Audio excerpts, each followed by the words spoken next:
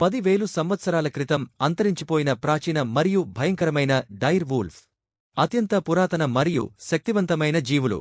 Ice ఏజ్కి నిజమైన రాజు.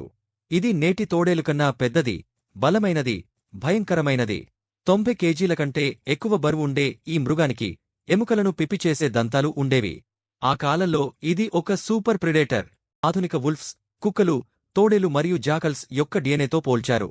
డైర్ wool ఇప్పుడు ఉన్న గ్రేవల్స్తో దగ్గర సంబంధం కలిగిన ప్రాణి కాదు అని తెలిసింది. ఇది సుమారు 5.7 మిలియన్ సంవత్సరాల క్రితం వేరు అయింది. దీనివల్ల ఇది పూర్తిగా వేరు అయిన జాతిగా గుర్తించారు.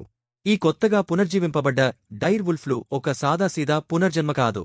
ఇవి ఆధునిక శాస్త్రం మరియు ప్రాచీన డిఎన్ఏ కలయికతో రూపుదిద్దుకున్న జీవులు. వీటి శక్తివంతమైన దంతాలు, విపరీతమైన ఆకారం మరియు గుంపుగా వేటాడే స్వభావం కలిగి ఉండటం వలన ప్రస్తుత యుగంలోనే అత్యున్నత మృగాలుగా మారే అవకాశం ఉంది.